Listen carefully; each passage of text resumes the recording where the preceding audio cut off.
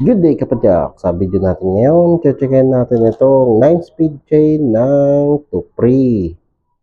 Tupre, Tuper, basta yun na yun. O tara!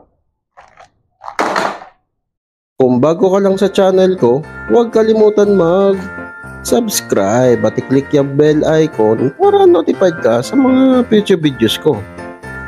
Siyempre, leave a like na rin. Merry Christmas! Okay, so meron na naman akong chain na i-review. Okay, so itong chain, nabili ko lang sa Shopee. Ilalagay ko sa description below yung Shopee link kung natirpan mo siyang kunin. So dun sa shop, lahat ng chain na binibenta, ganito kulay. Medyo goldish yung chain, pero hindi siya yung katulad sa BG Sport na gold. Ito naman parang faded na gold yung datingan. So, yung packaging nito, hawig na hawig ng KMC. Di ba? Nasa taas yung missing link. Yan, magkahiwalay sila. Ganun din sa KMC. Yan, 116 links, gold. Yan, pwede daw sa SRAM, Shimano, and other 9-speed drivetrains. Buksan na natin.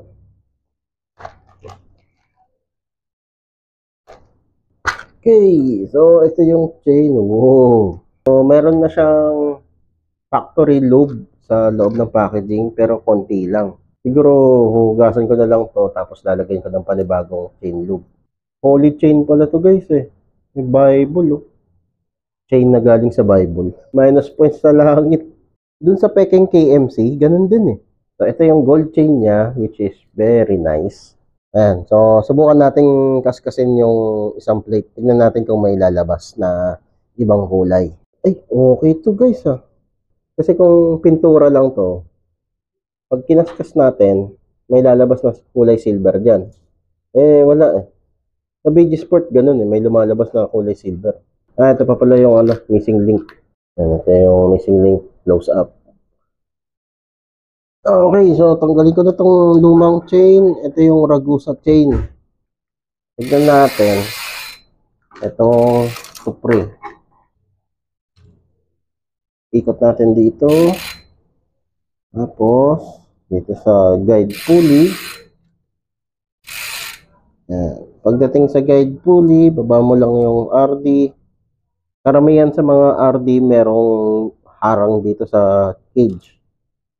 Yung chain, ipapasok mo doon. Dapat pa letter S. Yung chain. Ang ganda ng pagkaka-gold niya, oh. Okay yung pagkaka-gold niya, hindi yung katulad sa BG Sport na madilaw. Ayoko doon. Tapos, pag nabasa mo, dali mangupas. Yun na, nakalak na. Yun. Yes sir, gold. So, wala pa tong shifter cable eh. Kaya, checkin natin kung akit na siya sa 46.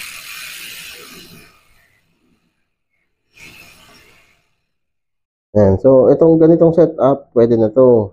Itong RD, hindi pa yan banat. Pag ganito yung cage, naka alas 5 siya, o 5 o'clock position, yan na yung pinaka-maximum. Okay na yan. Goods na yan. Wala ka na problema. Pero kapag yung RD, pumalo ng 3 o'clock, wala na. Ibig sabihin, masyadong maiksi yung chain. 116 links sa 46 teeth na cogs, tapos 34 teeth na chain ring. So, yun ang 9-speed chain ng Tupri na gold. Kung nagustuhan mo tong Tupri chain na to, di ba like? O kung may katanungan ka pa, comment down below lang.